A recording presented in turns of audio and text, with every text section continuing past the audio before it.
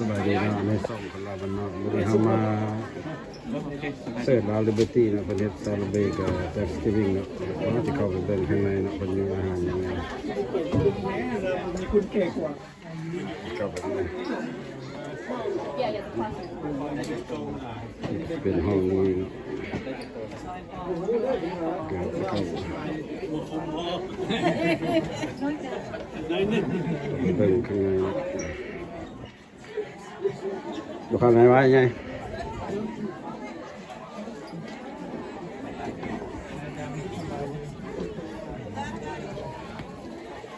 เข้าไปข้างใน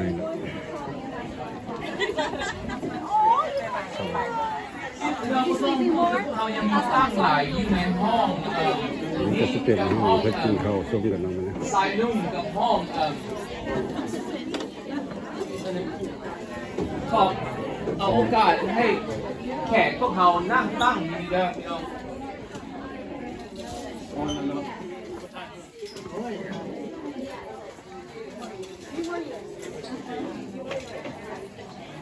พาตะดนในเสือว่ามันกายเก้าเลย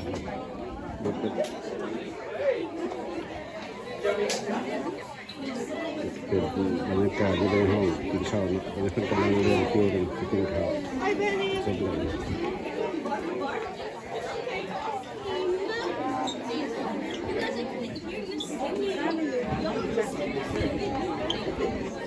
นี่ก็เป็นอาหารประจักษ์งามนะ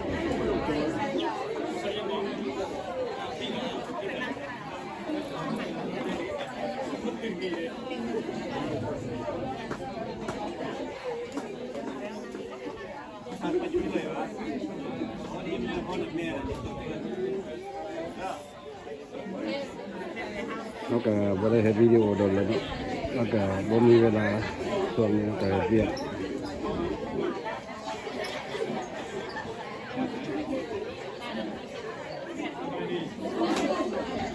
ไปดิ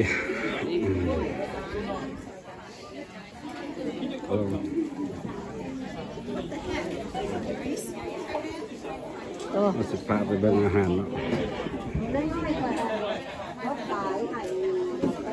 ไปดิมา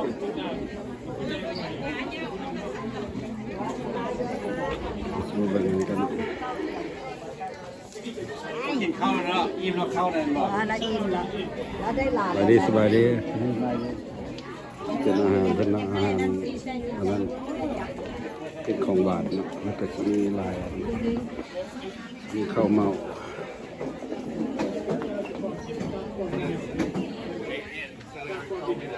I was going to grab one of those, yeah. เป็นอาหารน้ำกระสีอย่างหัวตัวเป็นกระใส We go around every state, move around just to find peace.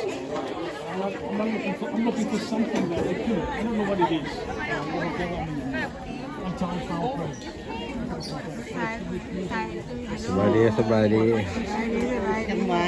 อุ้ยเห็นเจ้าตัวน้อยพวกเราก็จู่ ใส่ตุ้ยนี่บ่ได้นำเพราะว่าบ่ได้นำ เบิ่งอาหารกัน Now we also have some American food out there on the end of the line. It's tacos, I think, turkey, and some other goodies. So if that is something that you want, it's towards the very end of the line, okay? Tacos. เป็นอาหารเป็น What else you want?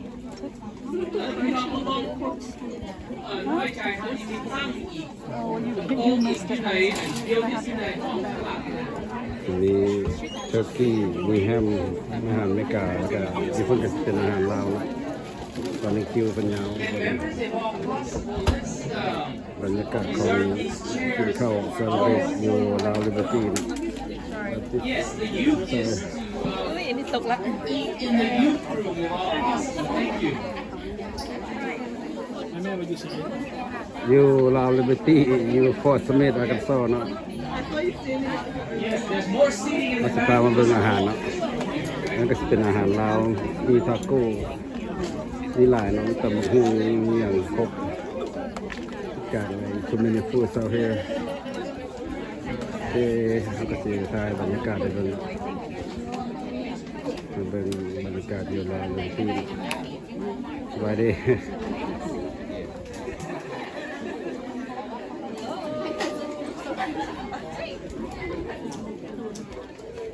เฮ้เราเจอกันใหม่ในวิดีโอหน้านะขอโทษนะครับไม่ได้ถ่ายวิดีโอเดิมแล้วโอเคเจอกันใหม่ในวิดีโอหน้าบายบายสวัสดี